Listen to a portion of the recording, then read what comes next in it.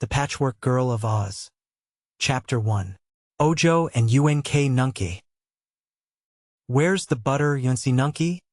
asked Ojo. Yunsi looked out of the window and stroked his long beard. Then he turned to the Munchkin boy and shook his head. "Isn't," said he. "Isn't any butter? That's too bad, Yunsi. Where's the jam then?" inquired Ojo, standing on a stool so he could look through all the shelves of the cupboard. But UNC Nunky shook his head again. "Gone," he said. "No jam either? And no cake, no jelly, no apples, nothing but bread." "All," said UNC, again stroking his beard as he gazed from the window. The little boy brought the stool and sat beside his uncle, munching the dry bread slowly and seeming in deep thought. "Nothing grows in our yard but the bread tree," he mused. "And there are only 2 more loaves on that tree, and they're not ripe yet. Tell me, UNC, why are we so poor?" The old Munchkin turned and looked at Ojo.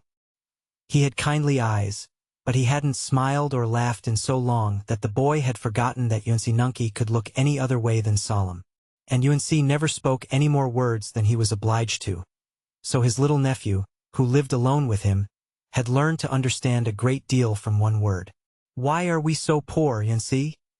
repeated the boy. "Not," said the old Munchkin. "I think we are," declared Ojo. "What have we got?" "House," said UNC Nunky. "I know. But everyone in the land of Oz has a place to live." "What else, UNC?" "Bread.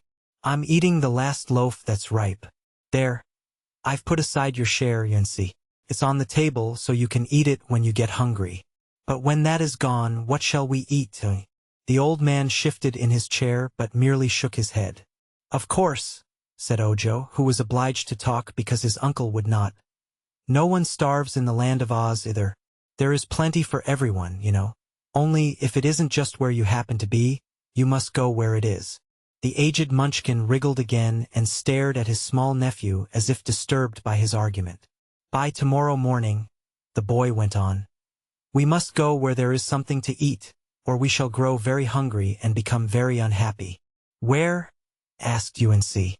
"Where shall we go?" "I don't know, I'm sure," replied Ojo. "But you must know, UNC. You must have traveled in your time because you're so old. I don't remember it because ever since I could remember anything we've lived right here in this lonesome, round house, with a little garden back of it and the thick woods all around. All I've ever seen of the great land of Oz, UNC dear, is the view of that mountain over at the south, where they say the Hammerheads live, who won't let anybody go by them, and that mountain at the north, where they say nobody lives." "One," declared UNC, correcting him. "Oh yes, one family lives there, I've heard. That's the Crooked Magician, who is named Dr. Pipt, and his wife Margot Latte. One year you told me about them. I think it took you a whole year, UNC, to say as much as I've just said about the Crooked Magician and his wife. They live high up on the mountain, and the good Munchkin country where the fruits and flowers grow is just the other side. It's funny you and I should live here all alone, in the middle of the forest, isn't it?" "Yes," said UNC. "Then let's go away and visit the Munchkin country and its jolly, good-natured people. I'd love to get a sight of something besides woods, UNC Nunky." "Too little," said UNC. "Why, I'm not so little as I used to be," answered the boy earnestly. "I think I can walk as far and as fast through the woods as you can, UNC. And now that nothing grows in our backyard that is good to eat, we must go where there is food." UNC Nunky made no reply for a time. Then he shut down the window and turned his chair to face the room, for the sun was sinking behind the treetops and it was growing cool. By and by Ojo lighted the fire and the logs blazed freely in the broad fireplace. The two sat in the firelight a long time, the old, white-bearded Munchkin and the little boy. Both were thinking. When it grew quite dark outside, Ojo said, "Eat your bread, UNC, and then we will go to bed." But UNC Nunky did not eat the bread. Neither did he go directly to bed.